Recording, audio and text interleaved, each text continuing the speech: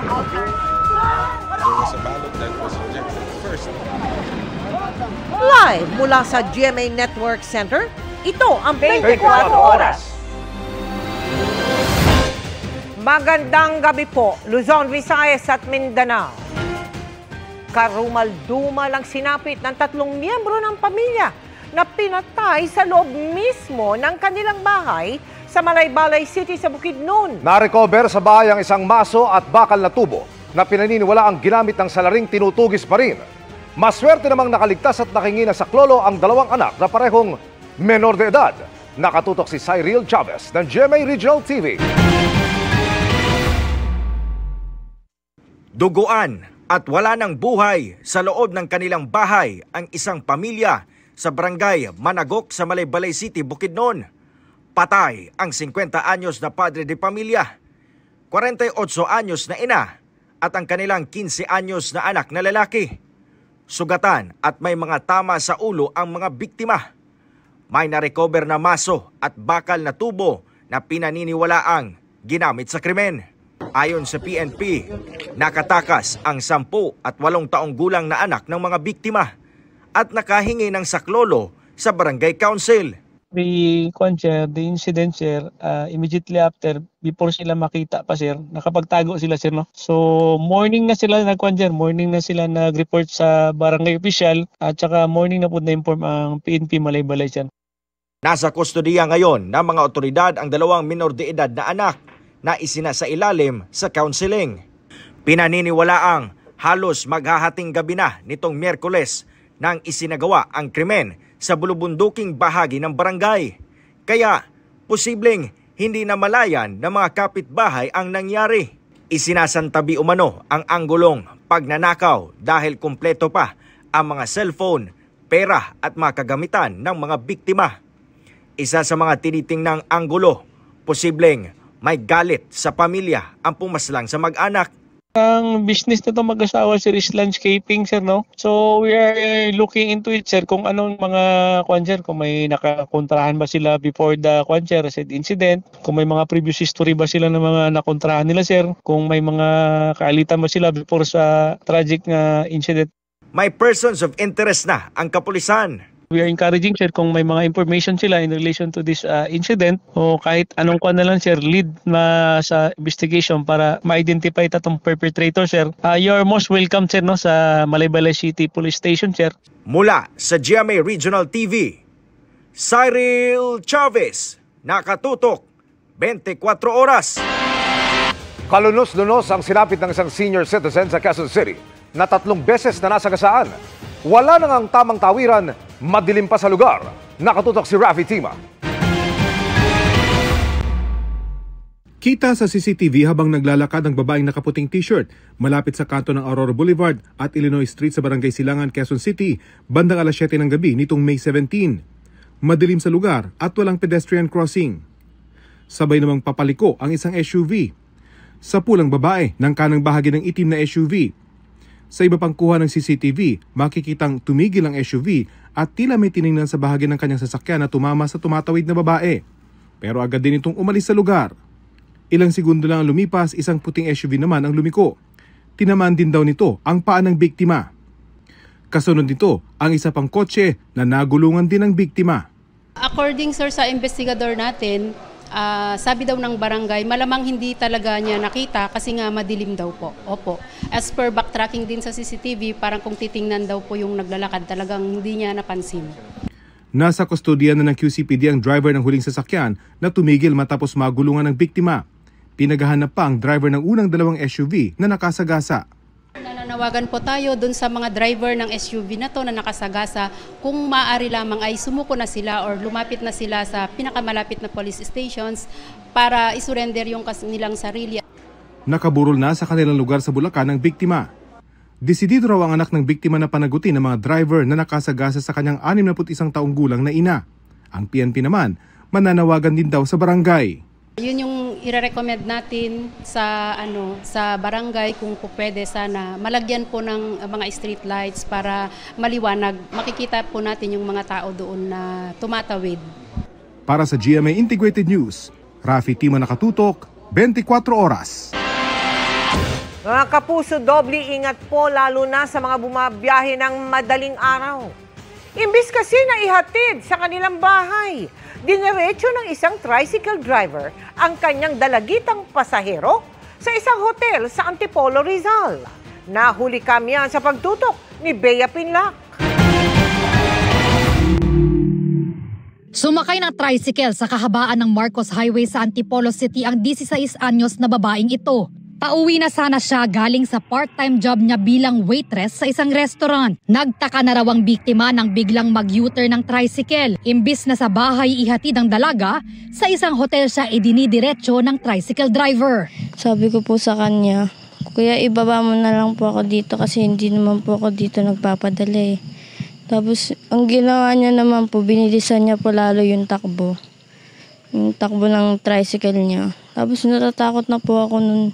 Kasi po, hindi ko na po alam gagawin ko.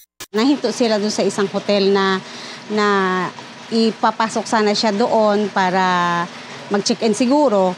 Kaso, itong biktima nagpapalag. Ayon sa barangay, unang pumasok sa hotel ang lalaki at nag-abot pa ng pera sa kahera sa front desk. Maya-maya, binalikan na niyang babae sa labas. Hinawak-hawakan pa ng tricycle driver ang biktima at inakbayan. Nihila niya po ako. Tapos pumasok po kami dun sa hotel kasi nangingi po sana ako ng tulong kaso natatakot po ako sa kanya. Nagbabayad po siya pero hindi po tinatanggap nung cashier yung bayad niya. Kasi hindi ko nga naman po yun kilala. Ayon sa barangay, kasintahan ng menor de edad ang pakilala ng tricycle driver sa kahera na itinanggi ng biktima. Nung hindi tinanggap ang bayad, sabi ng cashier, kapag magpipilit ka sir, tatawag ako ng barangay. Ngayon, nung sinabing tatawag ng barangay, kinuha niya yung pera, sabay alis, sumakay ng tricycle, iniwan yung biktima doon. Nakahingi pa raw ng tulong ang biktima sa group chat nilang magkakamag-anak. Hindi ko po alam kung buhay pa ba siya or ano po, yung po agad ang pumasok sa isip ko po eh. Kaya nagmadali po talaga kami na puntahan kung saan po siya. Paano na lang kung may nangyari talaga sa kanya na hindi maganda. Nakipag-usap na raw sila sa pamunuan ng TODA para matukoy ang lalaki sa tulong ng body number ng tricycle. Patuloy rin ang pakikipag-ugnayan ng kaanak ng biktima sa mga otoridad para mahuli ang tricycle driver. Para sa GMA Integrated News, Bea Pinlac, nakatutok 24 oras. Kasunod ng anunsyong courtesy resignation, nagsimula na ang tanggalan at balasalaan sa gabinete ni Pangulong Bongbong Marcos. Pero ang economic team mananatili. Nakatutok si Ivan Mayrina. Isang araw matapos pagbitiwin ng kanyang buong gabinete, agad inanunsyo ng Malacanang na 7 sa kanila ang mananatili sa pwesto. Si retired Chief Justice Lucas Bersamin, mananatiling Executive Secretary. The President declined the courtesy resignation that I tendered. And just this morning, he communicated to me that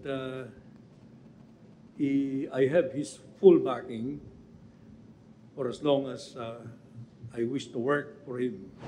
Hindi rin tinanggap ng Pangulo ang pagbibitiw ng 5 kalihim ng kanyang economic team. Yan ay sina Department of Economy, Planning and Development o DepDev Secretary Arsenio Balisacan, Finance Secretary Ralph Recto, Trade and Industry Secretary Cristina Roque, Budget Secretary Amena Pangandaman, at Special Advisor to the President on Investment and Economic Affairs, Frederick Go. Dahil sa kahalagahan ng economic team sa buhay ng ating bansa, yan po ang unang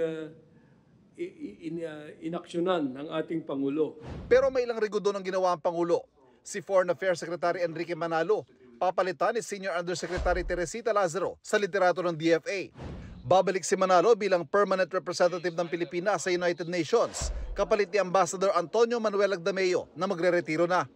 Papalitan naman ni Energy Secretary Rafael Lutilla si DNR Secretary Antonia Yulo Loizaga. Si Loizaga, magpapahinga raw muna pero maaaring ma-appoint muli sa ibang posisyon. Magsisilbi namang OIC ng DOE, si Yusek Sharon Garin. Nauna nang sinabi ng Malacanang na 2 pangunahing batayan kung sinong mananatili at sinong masisiba. Una, ang performance sa trabaho at ikalawa, issue ng katiwalian sa pinamumunuang ahensya. Si Loizaga hindi naman daw nasangkot sa issue ng katiwalian, pero maybe there is just a perception I don't know how fair or unfair that perception is na mas ma-limit siya sa labas ng bansa. Whether inefficiency yan o hindi, that's not up for us to do. But the evaluation showed that it was time to have her rest muna. So nag-underperform na po? Underperform siguro ang tawag dyan. Wala ring issue sa katiwalian pero nag-under-deliver din umano sa kanyang pangakong 1 milyong housing units kada taon si Human Settlements and Urban Development Secretary Jerry Acosar, kaya siya ililipat sa Pasig River Rehabilitation Project ng administrasyon.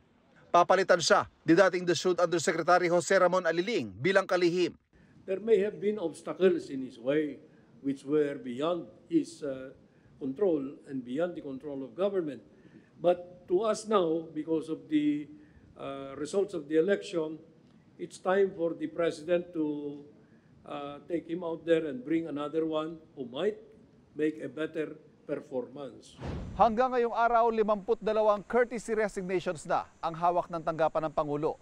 Patuloy daw itong sinusuri at sa mga susunod na araw, i-anunsyo kung sino mga mananatili, sino mga ililipat at kung sino ang mga masisibak. Mula sa Malacanang, Ivan Mayrina, Nakatutok, 24 oras. Hindi lang nagpanggap na tauhan ng Coast Guard, nag-alok pa umano ng trabaho ang lalaking nasa kote sa Maynila. Hindi bababa sa 300,000 piso ang nakulimbat niya sa mga biktima. Nakatutok si Marisol Abduraman. Exclusive! Matapos tanggapin ang pera at budal money na nagkakahalaga ng 500,000 pesos mula sa mga aplikante, agad inaresto ng mga operatiba ng Detective and Special Operations Unit ng CIDG ang suspect. Inireklamo siya mismo ng Intelligence Division ng Philippine Coast Guard dahil sa pagpapanggap umano bilang PCG personnel at pagre-recruit ng mga aplikante. 350,000 daw ang hinihingi ng suspect sa bawat aplikante at ang pangako, tiyak na makakapasok sa Philippine Coast Guard. May mga nagbayad daw pero bigo na makasama sa kota. Nagbayad sa kanya ng 350,000, dalawa actually ang aplikante at hindi pa rin nakapasok. So nag-verify dun sa Coast Guard, mismo sa opisina ng Coast Guard at nalaman nila na hindi pala connected ang tao na ito doon. Dahil nga hindi nakapasok, may mga palusot siya na dagdagan nyo para makapasok. Sa investigasyon ng CIDG, marami na rin daw ang nabibiktima ng suspect. Mga aplikante, kumakain sa karindera, pinapakinggan nila. So may marinig sila ngayon na pwede lang pasukan. O sige, gusto mong tulong. Nakausap ng GMA News ang ilan sa kanila pero hindi na sila nagbigay ng pahayag. Sinampahan ng mga reklamong Staff at Usurpation Authority ang suspect na itinanggi ang aligasyon. Wala po, ma'am. Hindi totoo yun? Hindi po totoo, ma'am. Sila yung humingi ng tulong, ma'am. Muli namang nagpaalala ang CIDG sa mga aplikante na dumaan sa tamang proseso sa pag-a-apply at huwag basta-bastang maniniwala sa mga taong nag-aalok ng tulong kapalit ng pera. Wala talaga kayong dapat gastusan dyan sa pag-a-apply. Para sa GMA Integrated News, Marisol Abduraman, Nakatuto, 24 oras. Sumiklab ang malaking sunog sa isang public market sa Santa Cruz, Laguna.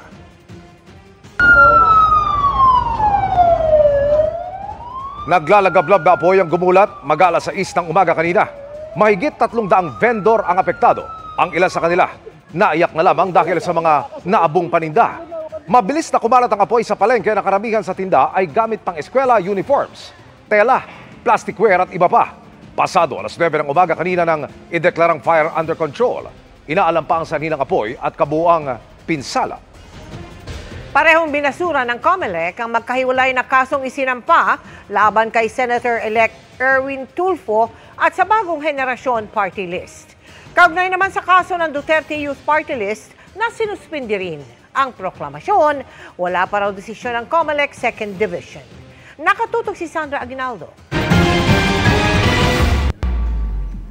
Nanalo ng isang pwesto pero hindi ipinroklama ang bagong henerasyon party list sa nagdaang eleksyon dahil sa kasong nakabinbin sa COMELEC kaugnay ng umano'y abuse of state resources.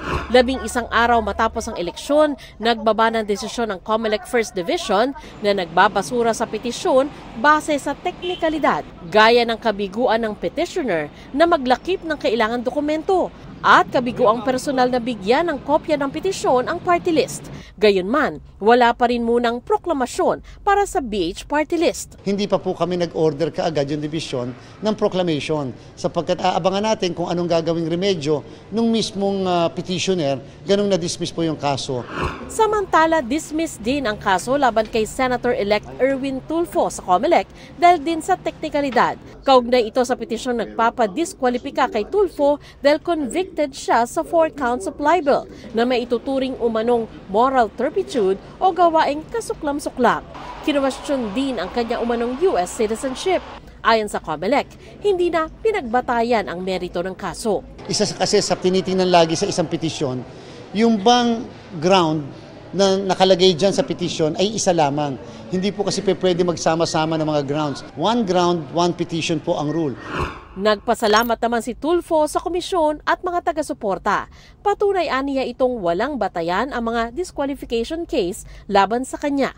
Kaugnay naman sa kaso ng Duterte Youth Party List, hinihintay pa ang desisyon ng COMELEC 2nd Division. Ang issue po doon ay on the merits. It goes into the very heart as to whether dapat bang na-accredit o hindi yung naturang party list. Patuloy naman ang pagdating sa COMELEC ng mga naghahain ng election protest. Kailangan kasi itong maisampa 10 araw matapos ang proklamasyon ng mga nanalo. Para sa GMA Integrated News, Sandra Aguinaldo, nakatutok, 24 oras. Suportado ng ilang malalaking grupo ng mga negosyante ang pananatili sa pwesto ng buong economic team ng Administrasyong Marcos. Sang-ayon din ang ilan sa kanila sa ginagawang rigodon na talagang dapat daw ibatay sa performance. Nakatutok si Maki Pulido. Sabi ng ating konstitusyon, Pangulo ang may tanging kapangyarihan na mag-appoint sa matataas na posisyon ng gobyerno tulad ng mga miyembro ng kanyang gabinete. Kaya hindi naman nabago ang mga cabinet revamp. Halos walang galawan noong Duterte administration halimbawa, pero nakailang palit ng mga cabinet secretary si dating Pangulong Noynoy Aquino, gayon din si dating Pangulong Gloria Arroyo. Malawakan naman ang balak ni Pangulong Marcos. Sa ngayon, 52 opisyal sa Executive Department ang nagsumite ng kanilang courtesy resignation. Nang i-anunsyo ni Pangulong Marcos ang balak niyang cabinet revamp, nagulat ang ilang malalaking grupo ng mga negosyante. Masaya naman daw kasi sila sa trabaho ng kasalukuyang economic team ayon sa Philippine Chamber of Commerce and Industry. Kasama mga kalihim ng NEDA, Finance Department at Budget Department sa mga unang nagsumite ng courtesy resignations kahapon. We believe that what they're doing and what they are planning to do is on the right track in improving our economy. Ganyan din ang sentimiento ng Makati Business Club o MBC. Sabi ni Apa Ongpin, Executive Director ng MBC, naniniwala silang best for the job ang mga miyembro ng economic team ng administrasyon. Disruptive o nakakagulo raw kung mapalitan ng marami sa kanila, kaya sana naman manatili sa pwesto ang karamihan sa kanila. Umaasa rin ang Philippine Chamber of Commerce na hindi mapalitan ng economic team. That is actually what we're looking forward to, no? Because right now, the economic team that we have are doing the best they can. Tila nadinig naman ang kanilang daing dahil hindi kasama sa rigodo ng economic team na kinabibilangan ni na Trade Secretary Cristina Roque, Finance Secretary Ralph Recto, Budget Secretary Mina Pangandaman, Economy, Planning and Development Secretary Arsenio Balisacan at Presidential Assistant for Investment and Economic Affairs Federico Go. Suportado naman ng Federation of Filipino-Chinese Chambers of Commerce and Industry ang malawakang cabinet revamp.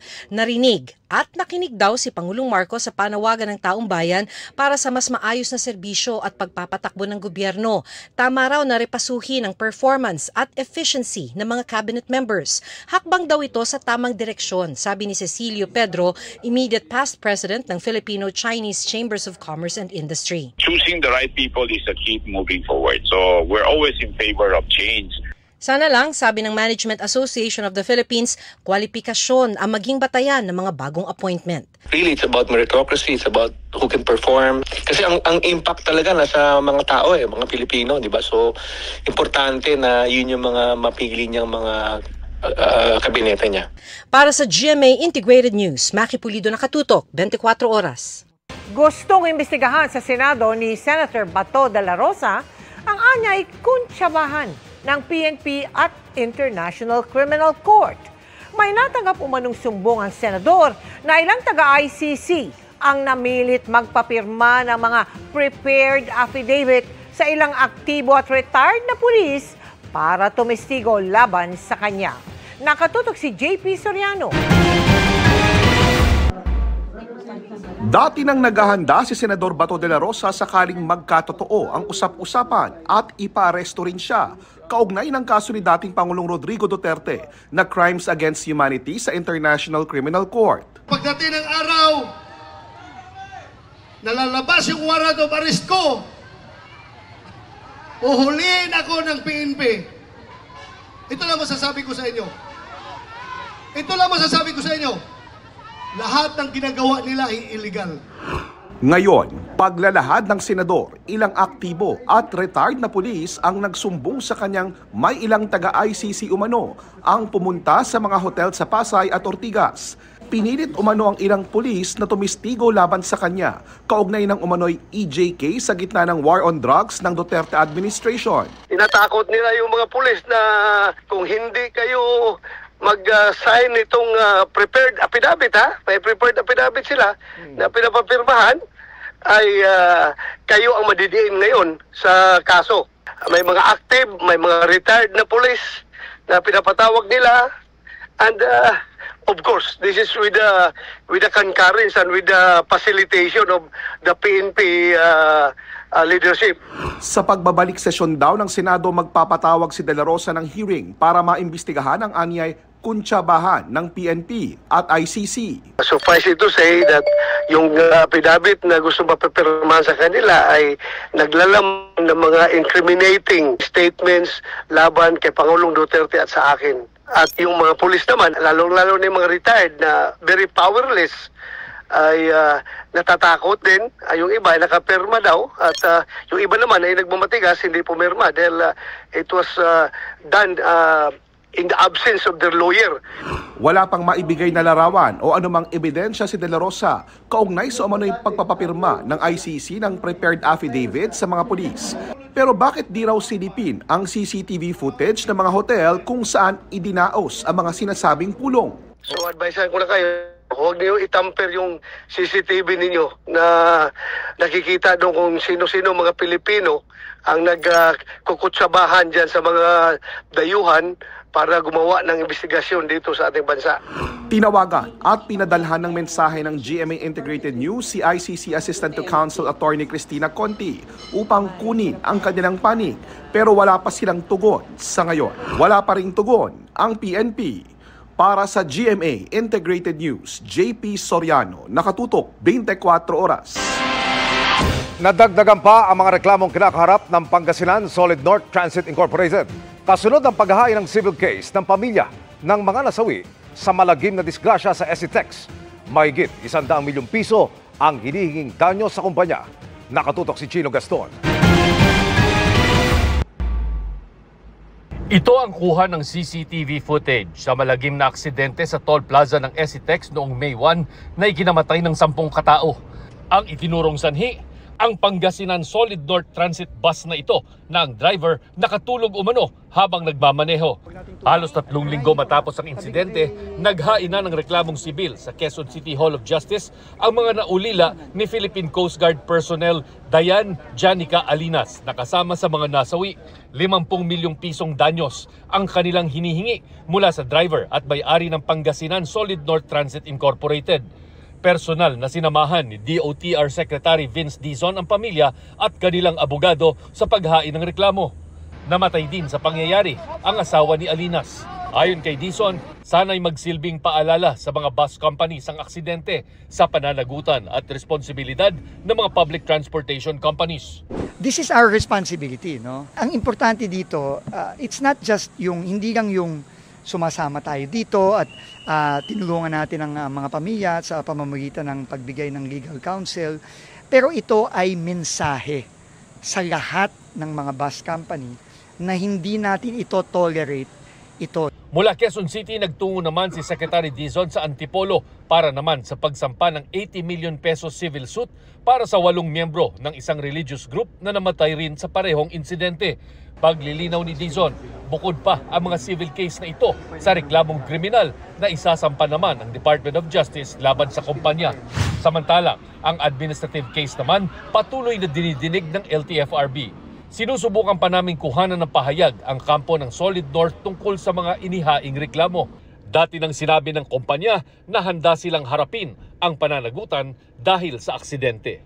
Para sa GMA Integrated News, Chino Gaston nakatutok, 24 oras. Pinagpapaliwanag ng Ombudsman sina outgoing Cebu Governor Gwen Garcia at DILG Undersecretary Rolando Puno kaugnay ng hindi umano pagtalima sa suspension order sa gobernador. Binigyan ng 5 araw si Garcia upang ipaliwanag kung bakit hindi siya dapat sampahan ng indirect contempt. Sabi ng Ombudsman, natanggap daw ni Garcia ang kopya ng suspension order noong April 29 pero sa kabila ng immediately executory nature nito, hayagang hindi sumunod si Garcia. Pinatawan ng 6 na buwang preventive suspension without pay si Garcia kaugnay ng umano'y grave abuse of authority matapos bigyan ng special permit ang isang construction company ng walang environmental compliance certificate mula po sa DENR.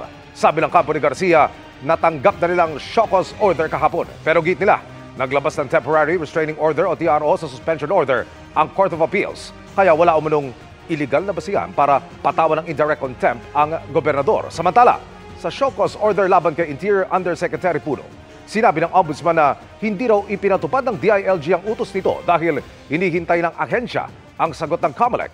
Hindi pa batid daw ng tanggapan ni Puno na immediately executory ang utos. Patuloy naming sinisikap makuha ang panig ni Puno. Good evening mga kapuso! Singtigas ng yelo ang dedikasyon ni Rian Ramos para sa kontribida role as Mitena sa inaabangang Encantadia Chronicles Sangre. At di lang siya nag-train physically para sa fight scenes, na-challenge din sa pag-aaral ng bagong lengguwahe na mapapakinggan ng Encantadix. Makichika kay Aubrey Carampel. Ang sanggol na matagal na wala ay naging isang reyna. Kasing lamig ng niebe ang puso at magdadala ng kaguluhan at kadiliman sa mundo ng Encantadia. Siya si Kera Mitena, ang reyna ng Miniave na ginagampanan ni Rian Ramos sa inaabangang kapuso telefantasya na Encantadia Chronicles Sangre. Si Mitena ang kakambal ni Bathalumang Cassiopeia, ang unang reyna ng Lireo. Sabi ni Rian, malaking hamon para sa kanya ang kontrabida role na ito na kung ilarawan niya ay komplikado at ubod ng sama ang karakter. Hindi ko siya madi-describe as gray. She's the most evil. Ang pinaka-evil na nilalang na tumapak sa Encantadia. Oo, napakasama niya talaga. Bilang paghahanda sa role, nag-training si Rian ng iba't ibang klase ng martial arts at paghawak ng sandata. Dahil marami raw siyang fight scenes, palaban at walang kinatatakutan si Mitena. Mahirap siya for me. Di naman pwedeng walang dahilan kung bakit siya masama. So, ginagawa ko pa rin siyang totoong tao para sa akin kung bakit siya dumating sa ganung punto. Kung ang Encantadia ay may salitang Enchan, may sarili ring alpabeto ang Miniave na inaral din daw ni Rian. Aubrey Carampel, updated sa showbiz happenings. Mga kapuso, ngayong weekend, may mga lugar kung saan matindi pa rin ang init at may mga lugar ding matindi ang pagulan. Aabot po sa halos 20 lugar sa bansa ang makararanas ng heat index na nasa danger level ngayong Sabado at Linggo. 45 degrees Celsius ang pinakamataas na posibleng maranasan sa Ilocos Norte, Pangasinan at Cagayan. Pero kahit maalinsangan, nananatili ang tsansa ng ulan base sa datos ng Metro Weather. Bukas, halos buong Visayas at Mindanao, Southern Luzon at ilang bahagi ng Northern at Central Luzon ang uulanin. Matitindi at malawakan ang ulan sa Visayas at Mindanao kaya malaki pa rin ang banta ng baha o mga pagguho. Halos ganito rin ang dapat pagandaan sa araw ng Linggo. Doble ingat lalo na ang mga ilang araw ng inuulan o binabaha dahil posibleng makaranas ulit ng masamang panahon. Sa Metro Manila, ramdam pa rin ang matinding init na aabot sa 40 degrees Celsius. magbitbit na rin ng payong kung may outdoor activity dahil sa kabila ng init, may tsansa pa rin ng biglaang ulan sa hapon o gabi.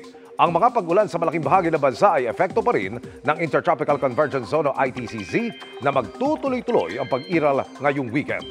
May mga pag-ulan din dahil sa thunderstorms. Sa ngayon, walang bagong sama ng panahon o bagyong nagbabadyang maka-apekto sa bansa. Nadagdagan pa ang mga pangalang lumulutang na posibleng maging Senate President sa ika-20 Kongreso. Kasunod naman ang anunsyo ni Senador Bato de la Rosa na may binubuong Duterte Block sa Senado. Balak bumuo ni Senadora Risa Hontiveros ng isang independent block. Nakatutok si Katrina Son. Sa gitna ng ugong ng pagpapalit ng Senate presidency sa pagpasok ng 20th Congress sa Hulyo, naglabas ng pahayag ang kapatid ng Pangulo na si Senador Amy Marcos. Ayon sa kanya, may mga lumapit sa kanyang mga kapwa-senador para himukin siyang sumubok maging Senate President. Hindi niya tinukoy kung sino ang mga kumausap sa kanya. Nauna nang lumutang ang pangalan ni Senator-elect Tito Soto na siya raw hahamon sa liderato ng kasalukuyang Senate President Cheese Escudero. Kinumpirma ni Senator-elect Erwin Tulfo ang panliligaw ni Soto at Escudero para makuha ang kanyang suporta. Pareho raw siyang inimbitahan ng dalawa para personal na makausap. Kinausap niya ako. Sabi niya, nagpahiwatig naman talaga siya na gusto niyang tumakbo as Senate President. Sabi ko, sige boss, pero hindi pa ako nag-commit. I did not make any commitments. Ganon din kay Senator Cheese. Nung tinawagan ako ni Senator Cheese, sabi ko, sige po, I'll listen. Dagdag niya, mahaba raw ang naging pag-uusap niya at ng kanyang kapatid na si Senator Raffy Tulfo ukol dito. Nag-usap kami ni Senator Raffy, mahaba-habang diskusyon namin kagabi. May gusto siya, dalawa lang naman yan Senator Cheese at saka Senator Soto. So, nag-usap kami, sabi niya, ito yung gusto ko. Nauna nang sinabi ni Senador Bato de la Rosa na nakatanggap rin siya ng text mula kay Escudero tungkol sa issue. Ang posisyon ng Senate President ang ikatlong pinakamataas na pwesto sa pamahalaan. Malaking usapin din ito ngayon sa gitna ng nakaumang na impeachment trial ni Vice President Sara Duterte. Nagugulong na sa pagbabalik ng sesyon sa Hunyo. Si Senator Risa Hontiveros naman, sinabing kung ang Duterte Block ang lalabas na minorya sa Senado, bubuo siya ng ikatlong grupo ng independent block kasama sina Senator-elect Bam Aquino at Francis Pangilinan. Wala po akong planong sumali sa isang Duterte Block. Kung makukuha nila yung label ng minority, may option pa rin po ako or kami kung magdesisyon po kami na isang independent block na magpapatuloy talaga sa pag-check and balance, magpapatuloy sa pag-fiscalize, at pati sa labas ng Senado, magpapatuloy sa pagbubuo ng oposisyon. Pareho sa Duterte at kina Presidente. Para sa GMA Integrated News, Katrina Son, nakatutok 24 oras. Ipinosas ng nagpakilalang dating pulis ang kanyang sarili sa kable ng tow truck ng MMDA para hindi mahatak. Isa lang siya sa mga may-ari ng sasakyang sinita dahil sa illegal umanong pagparada. Nakatutok si Oscar Oida. Para di tangayin ang kanyang sasakyan. Muna, alam natin yung batas. Ipinosas ng isang nagpakilalang dating pulis ang kanyang sarili sa kable ng tow truck ng MMDA na hahatak dapat sa kanyang AUV. Nangyari ito pasado alas 10 ng umaga habang nagsasagawa ng bantay sa gabal operation ng mga tauhan ng MMDA sa may Crispolo Street sa North Caloocan. Ayon sa naturang lalaki, wala raw karapatang manghatak ang MMDA sa lugar dahil sakop daw ito ng private subdivision.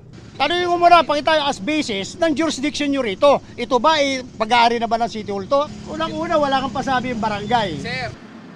Yan din ang daing ng iba pang mga taga roon na nahuli rin dahil umuno sa illegal parking. Dito ako pinanganak Alam ko na ito private. Hindi po sir. Sabi ko, pakita sa amin kung ito yung na-turn over po sa city government o local government.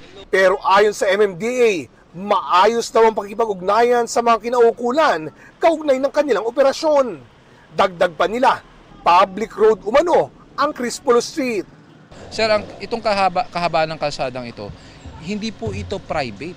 if it's a private road, unang-una sir, pag private road po ito, unang-una dapat gated po ito.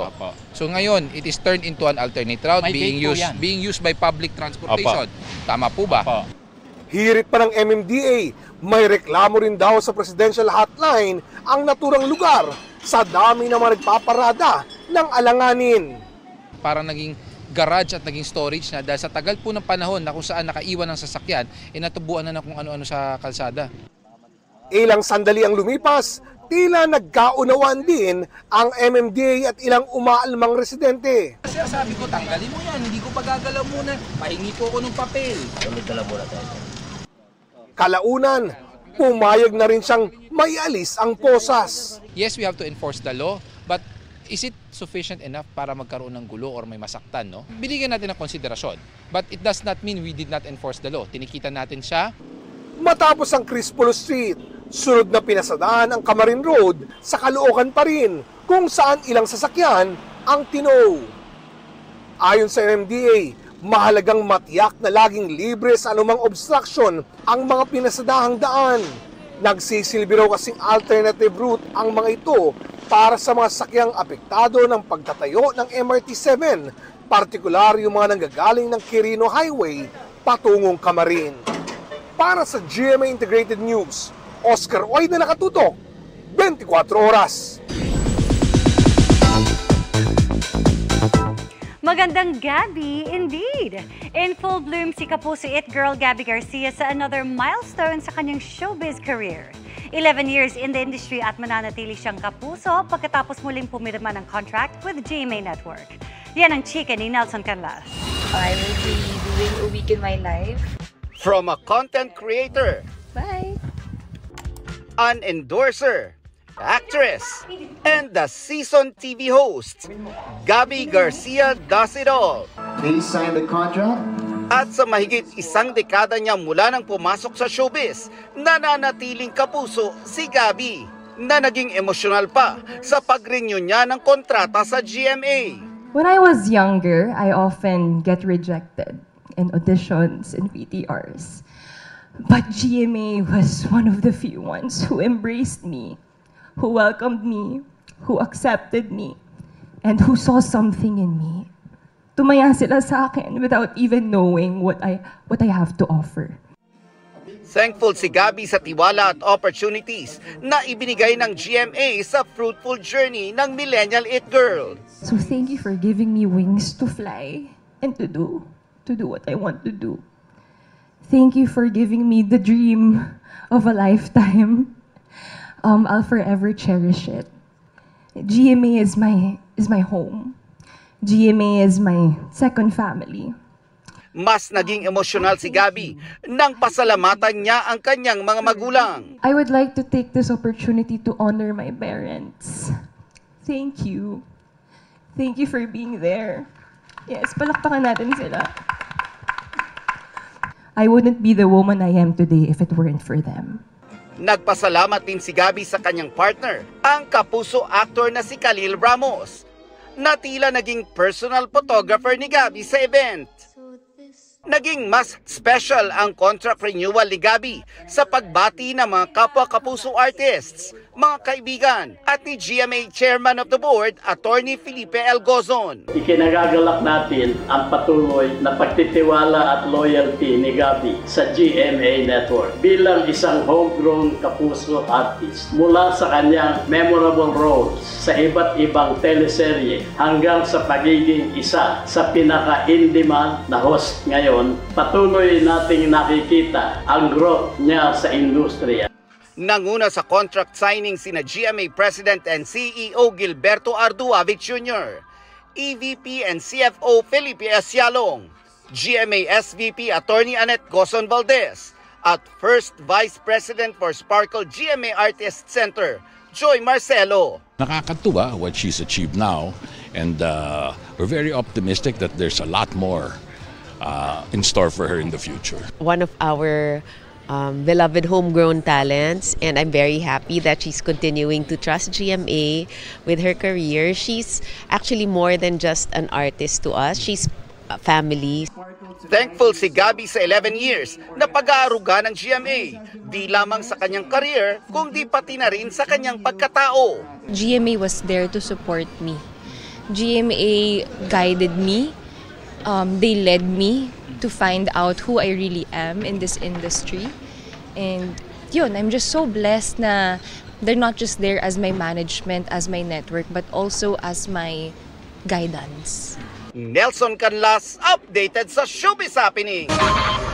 Idiniin ni dating OWA Administrator Arnel Ignacio na dumaan sa tamang proseso ang pagbili ng lupa na nagkakahalaga ng mahigit 1 bilyong piso para sa itatayong halfway house ng OWA. Wala umano siyang kinita sa transaksyon. Nakatutok si Mariz Umali. Humarap sa media sa unang pagkakataon si dating OWA Administrator Arnel Ignacio mula nang sibakin sa kanyang pwesto para magpaliwanag ukol sa alegasyon kaugnay ng hindi umano otorisadong pagbili sa lupa sa halagang 1.4 billion pesos. Ayon kay Ignacio, dumaan daw ang transaksyon sa tamang proseso. Ito po ay dinala namin sa board. Dinala namin sa board bilang report ng OWA at binusisi ng ilang technical working group na binuo rin po ng aming chairman na si Chairman Secretary Hans Kakdak, nakaibigan ko. Walang nakitang iniliban na hakbang. Lahat ng mga requirements sinunod at sinabing maayos ang aming pagkakasunod sa RA 10752. So, ito po ang kaya ako gulat na gulat na tinawag itong anomalous deal. Ang biniling lupang may lawak na 6,499 square meters malapit sa NAIA Terminal 1, inilalaan para sa itatayong halfway house ng OWA. Mariin niyang itinanggi ang mga akusasyong may kinita siya sa transaksyon. Napakabigat. Pagkatapos napakaraming aligasyon sa akin. Saan ang galing? Sa isang papel na walang nakapirma. Na ang dami-daming sinabi na kinita ko, hindi, pati nga yung numero hindi na nga magkasundo kung magkano. Wala po akong kinita dito. Nilinaw din ni Ignacio na Land Bank ang nagtakda ng halaga ng lupa at ito rin ang sinunod ng OWA sa pagbabayad. As our government financial institution, it's the Land Bank who assessed the value and it is exactly the amount that OWA paid. At sana naman lang binigyan ako ng pagkakataong makausap. Nagulat na nga lang po ako na isang araw pinatawag ako na ako ay papalitan. So yun po ang nangyari dito. Hindi ko po ito itinago sa ito pong ganitong kagandang transaksyon. Bakit namin itatago ito? Sa ngayon, wala pang tiyak na sagot si Ignacio kung ano ang susunod nilang magiging hakbang. Pero umaasa siya na magagamit pa rin ang pasilidad ng mga itinakdang benepisyaryo nito. Para sa GMA Integrated News, Mariz Umali, nakatutok, 24 oras. Nilinaw ng Benguet Agri Pinoy Trading Center na hindi sa kanila dinala ang mga carrots na nakuha ng itinatapon ng isang magsasaka sa Tublay, Benguet at iniulat ng 24 oras kahapon. Ayon sa pamunuan ng Trading Center, lahat daw ng carrots na dinadala sa kanila ng mga lokal na magsasaka ay naibebenta kahit sa mas mababang presyo. Sa mga pambihirang pagkakataon daw na may hindi maibentang carrots, dinodonate ito sa ilang institusyon habang tinitiyak na mabibigyan pa rin ng karampatang kompensasyon ang mga magsasaka. May mga inisyatibo rin daw sila para matugunan ang pagtatapon ng gulay at ang pabago-bagong presyuhan sa merkado. Muling kinilala ang galing ng mga programa at pelikula ng GMA Network sa prestihiyosong 2025 New York Festivals TV and Film Awards. Tig-isang gold, silver at bronze medals ang nakuha ng GMA Public Affairs. Nakatutok si JP Soriano.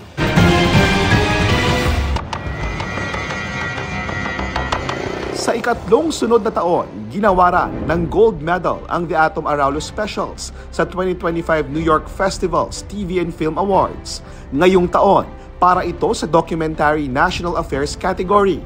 Sa episode na Pogoland, tinalakay ng mas malalim at detalyado ang usapin tungkol sa kontrobersyal na Philippine Offshore Gaming Operations o POGO. I have the honor of recording this message on behalf of the entire team and everyone else who made this documentary possible. Maraming salamat. Thank you very much to the New York Festivals. Story ng nanay ko. Nakakuha naman ng silver medal ang multi-awarded film na Firefly sa kategoryang feature films. Ang Firefly ang itinanghal na Best Picture sa Metro Manila Film Festival at Manila International Film Festival. This is the first time that our team has been recognized in the film category of the New York festivals, so this means a lot to us. Thank you for celebrating films, and thank you for celebrating the stories of Filipinos with us. Tinanggap naman ng kapuso mo Jessica Soho ang bronze medal para sa Documentary Environment and Ecology category. Sa segment na Minahan sa Homonhon Island, tinalakay ang naging epekto sa kalikasan at tao ng malawakang pagmimina sa isla sa Eastern Samar. Thank you for giving us the bronze this year and for giving us a chance to tell the story of Homonhon Island and for giving a voice to the people there and their struggles. Mabuhay New York Festivals! Ginawara naman ng finalist certificate ang flagship newscast ng GMA Integrated News na 24 oras para sa special coverage ng Super Typhoon Karina at Habagat noong nakarang Hulyo.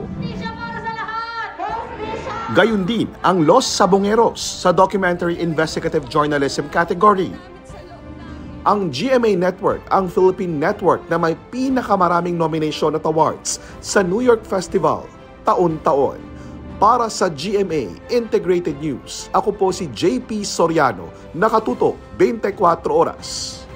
Mahigpit na binabantayan ng mga eksperto ang mga naitatalang kaso ng monkeypox o mpox sa ilang lalawigan sa Mindanao. Kasunod ito ng pagkakatala ng 10 kumpirmadong kaso ng monkeypox sa South Cotabato.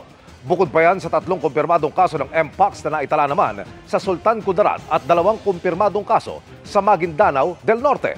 Nauna nang ipinaliwanag ng mga eksperto na nakukuha ang monkeypox sa direct skin-to-skin contact o transmission, kabilang po ang pagyakap, paghalik, o di kaya'y pakikipagtalik. Mga kapuso, are you ready to groove and show your best move? Ngayong June, mapapanood na ang collaboration sa dance floor ng Stars on the Floor, kung saan powerhouse ang mauupong Dance Authority Panel. Makichika kay Nelson Canlas. Bago magsimula ang pinakamalaking celebrity dance competition sa telebisyon, umupo sa GMA Integrated News interview si Alden Richards para pag-usapan ng Stars on the Floor. Dati nag-host ka na ng... Battle of the Judges yung last. But the very first one po kasi was Bet ng Bayan. Kasama ko si Miss Regine Velasquez. Umikot kami sa buong Pilipinas para humanap ng mga local talents. So I am very grateful to GMA is every time they give me a project when it comes to hosting, nagle-level up siya. Presenting the Dance Authority. Stars ang maglalaban-laban on the floor. Kaya syempre, maningning din ang judges. Nakasama ni Alden on the set. Powerhouse kung powerhouse. Kasama sa Dance Authority panel, sina Kapuso Primetime Queen Marian Rivera, the star comedian of the dance floor, Mamang Pokwang, at ang dance trend master, si SB19 choreographer Coach J. Mag-ready na dahil overflowing with energy at kakaiba ang ipinakitang chemistry ng grupo during the interview. Kasi ang sarap magtrabaho na lahat sila parang ang gaan katrabaho. So, ang sarap magtrabaho na look forward ko palagi. Sabi ko nga kay Dong, bakit ganun? Pag uuwi ako ng bahay, hindi ako nakakatulog. Parang ang taas ng energy. Kasi tawa siya ng tawa sa akin. Sabi niya, ano bang pinagagawa mo doon? Nagsasayaw kami doon. Tapos nagtataka pa siya, bakit ang taas ng energy niya hanggang pag uwi ng bahay? Ang kukulit, be! Ang kukulit, pero ang saya-saya sa set. Siguradong samot-saring emosyon ang ihahatid ng mga hurado. Ano ba ang hinahanap nyo sa mga contestant? Kumbaga, ako, nung tinanong na gaano kahirap, nung una siguro mafe-feel ko na mahirap kasi nasa amin yung pagpili eh. So, baka mamali kami ng pili. Pero, nung na-experience ko na, hindi pala siya mahirap talaga. Kasi we need to talk after mag-perform. So, mas madaling magsalita pag inspired ka dun sa pinapanood mo. Pero babawi naman daw sa nag-uumapaw na saya. Isang dance competition, Mang. Yun na nga. O, paano? Yun na nga. I mean, nagugulat ako sa mga nagugulat ako sa inyo. Parang hindi ko ina-expect. Mas magugulat ka sa mga revelasyon ng ating mga stars on the floor. Magugulat ka sa Hindi kanila. lang yun, Mama. Magugulat kayo dito kasi sa bawat competition, hindi nagpapatalo yung Hindi? Alden. Talaga? Ay, nakaabangan nila. Siya ang pinakapagod sa amin. Labanan na! Every week, magko-kolabanan ang dance duos ng celebrity at digital dance stars sa iba't ibang challenges to push their limits and test their creativity sa iba't ibang dance styles. Gusto nila perfectly done. Ganon sila kamitikuloso sa bawat sasayawin, sa bawat step, sa bawat pagtungtong nila sa entablado, makikita mo talaga yung presence sila na, ready sila. Gagawin talaga nila. Mapapanood na sa June ang Stars on the Floor. Nelson Canlas updated sa Showbiz Happenings. And that, my friends, ends our week-long chikahan. Ako po si Iya Arellano. Happy weekend, mga kapuso! We made it! Miss Mel, Emil! Salamat sa'yo, Iya! Happy weekend! At yan ang mga balita ngayong Biyernes. Ako po si Mel Tiangco para sa mas malaking misyon. Para sa mas malawak na paglilingkod sa bayan, ako po si Emil Sumangil. Mula sa GMA Integrated News, ang News Authority ng Pilipino, nakatuto kami 24 oras.